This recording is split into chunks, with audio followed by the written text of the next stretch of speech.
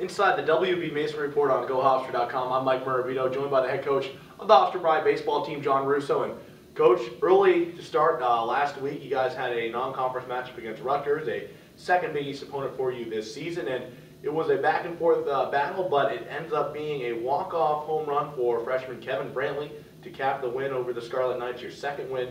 You also beat St. John's in the Big East earlier this season. What did that win do for your guys? You know, I thought it was really good when we were down 7-1 early, and you know, to come back against a really good opponent. I think Rutgers is a top 60 RPI type team, and like you said, a Big East foe. And you know, it's a good matchup for recruiting. It's a good matchup skill-wise. I mean, it's just nice to play somebody like that. We've done, you know, a bunch of damage in midweek games. I think our only midweek loss right now is Monmouth, and I think the guys have taken great pride in being undefeated in the state of New York against midweek teams. And you know, those games are a good test of, you know, your pitching staff, your depth, and your team play. What do those wins against Big East teams like St. John's, Rutgers, as you had past week, do for the future in terms of non-conference scheduling? Does the fact that you hang with those teams mean that, you know, possibly down the road we see other teams from bigger conferences in this area get a chance to play you guys? You know, it was nice. I mean, Rutgers treated us well coming to play here, and you know, St. John's will be home and homes, and you know, we try to play as tough a schedule as we possibly can because, you know, we care about RPI, and you know, I feel that's the next step of this program is, you know, to do your best to get an at-large bid if you possibly can, and to be honest, it helps the conference. You know, with our conference RPI being 7 right now, and you want to try to schedule as tough as you possibly can. Heading into this past weekend, you knew you guys had a big battle against William & Mary down in Williamsburg. You sent Brian Verbitsky out for his first start of 2013. Doesn't do too bad, 5 2/3 of 3-run ball. You guys do end up getting the loss on Friday, but overall, what did you see from him as you've been stretching his arm off up as the year has gone on? You know, he did really good. He told me it took him till about the 3rd inning to really get comfortable of starting a game, but you would have never known that. He was really good early, and you know, the 1 inning he gave up 2 runs, but you know, he was a little bit of the cause of his own damage. He had a bunt that he overran that they ended up marking a hit, and you know, that's an out probably 99 out of 100 times, and it just extended the inning, and you know, basically those probably should have been 2 unearned runs, and then the home run he gave up the Cats was a 2-0 slider, which I can't believe to this minute that he was sitting and to hit a home run. So I mean, you could argue you could have a shutout going into the 6th inning, and you know, he pitched great. He definitely gave us a great chance to win, and you know, lived up to everything I thought for Friday night. And we always talk about, you know, in the CAA, Friday, Saturday, Sunday, how different coaches handle their 1, 2, 3. The fact that you were sending Verbitsky his first start of the year, and they were sending a guy heading in that was going for his 9th win of the season, did that kind of alter the momentum at all? You know, I think the one thing Farrell really did was put us into a slump. I mean, he was just really good.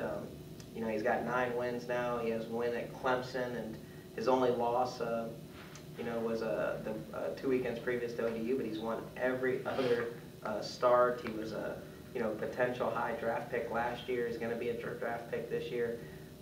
Leads the country in walks per strikeouts in the innings. He only had 6 walks coming into the game and 88 strikeouts.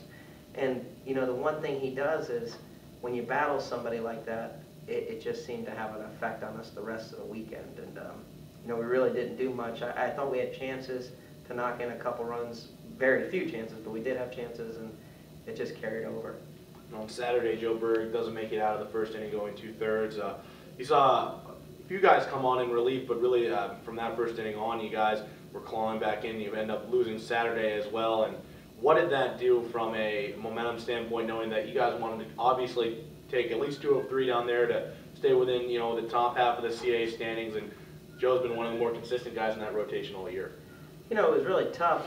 You know, it was a catch-22. He struggled early, and I really couldn't let him go too far because I didn't know how many we were going to score with their pitching staff being as good as it is. And, you know, it turned out we didn't score enough anyway, so, you know, anything we did, it didn't work out. But, you know, we really do need Joe Berg to come back these last 2 weekends. You know, he hasn't been good now probably the last 3 weeks, and his arm looks fresh. He's just, you know, making a little bit of mistakes up, and they're not getting missed right now. And but, you know, he got to come back in again on Sunday. I got him another inning to get some more work, and he worked on some things. And, you know, but we have to have Joe Berg to be good. And yesterday, you guys fall 14-0. That's really the ending point of what seemed just like a frustrating series all around from what I saw in the box scores and the game stories. How tough was it for you as a coach to come back up to Hempstead knowing that now, you guys are a half game out of the playoff spot, but, at the end of the day, you still control your own destiny if you can win out? The hard part of coming today is we really got beat this weekend. There is no ifs, ands, buts about it. We got out-pitched, we got out-hit, we definitely got played out defense, and we have to really rebound this week for sure. A big thing that happened down there on Sunday was Austin Nyman, pulled his hamstring, which really threw our defense into flux, which had been really good. And then Brantley had to come in from the outfield to play second. He made 3 errors. It wasn't from lack of effort, just not lack of being there.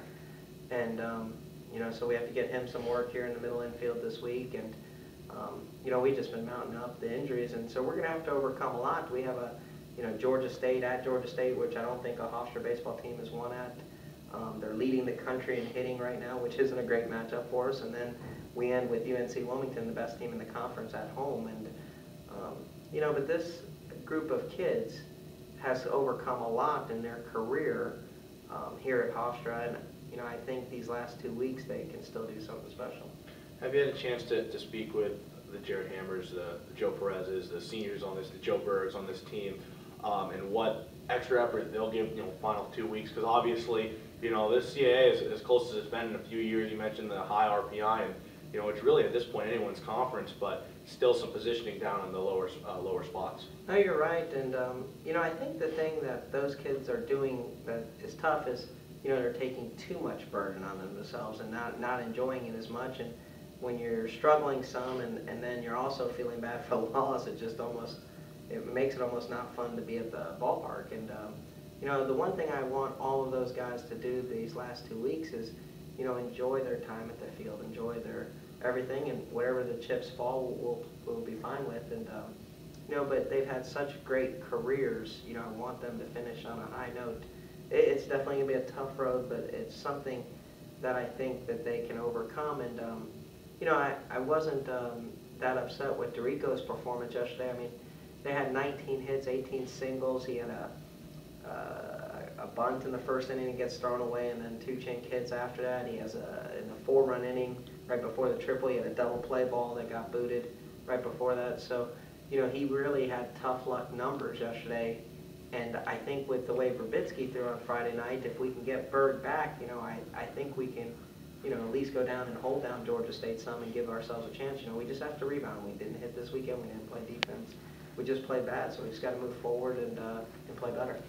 All right, the head coach of the Hofstra baseball team, John Russo, inside the WB Mason Report on GoHofstra.com. I'm Mike Maravito. You have a great day.